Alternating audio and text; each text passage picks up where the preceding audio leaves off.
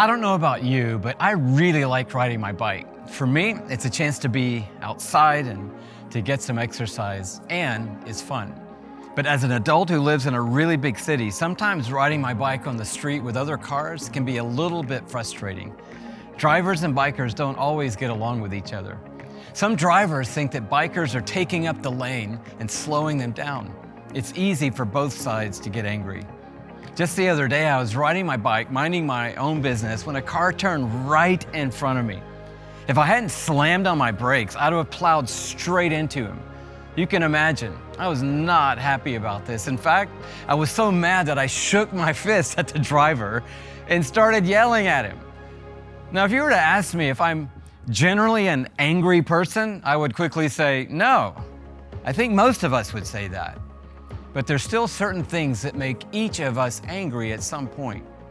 For you, it might be when someone at school bumps into you in the hallway, or it might be when the chores at home get divided unfairly, or it might be when you're playing a sport and the referee calls a penalty that you think is wrong.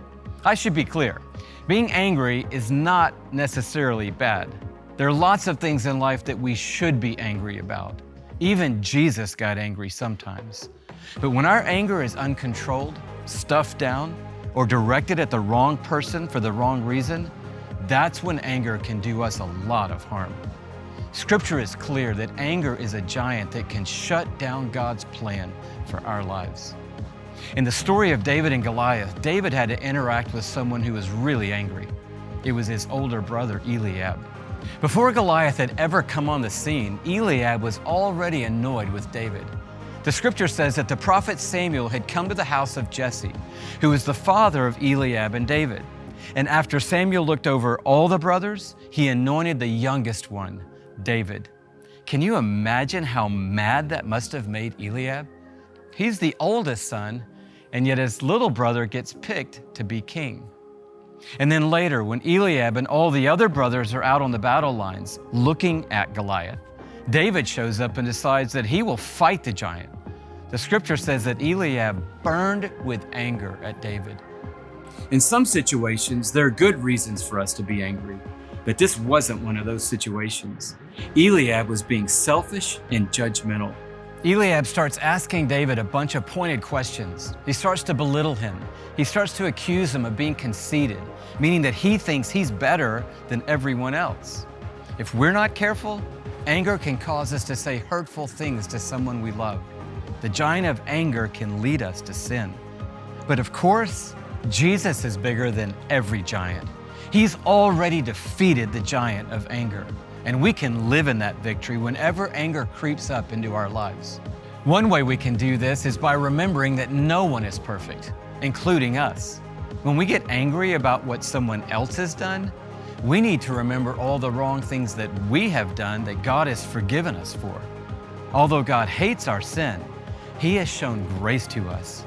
Jesus sacrificed His own life in order to make peace with God for the things that we have done wrong.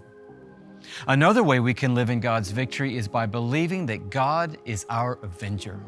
And I'm not talking about a Marvel Avenger or some kind of flawed superhero who needs help from other Avengers. I'm talking about an Avenger who is perfect in all His ways, who never needs help, and who never fails. Everything in this life that is unfair and wrong, God will make it right in the end. We can trust that God will bring justice, and He will do it better than us. That doesn't mean that we should ignore what we're angry about. Again, anger itself is not bad, but our reaction to that anger can be very different when we know that God is our ultimate Avenger. And maybe the most important way we can live in the victory of Jesus is by forgiving. When we forgive others for hurting us, we become more like Jesus. When we forgive others for hurting us, the giant of anger falls. We're all going to get angry at some point. That's to be expected. But we don't have to let the giant of anger control our emotions and our actions. We can react in a way that ensures that God will get the glory. Anger must fall.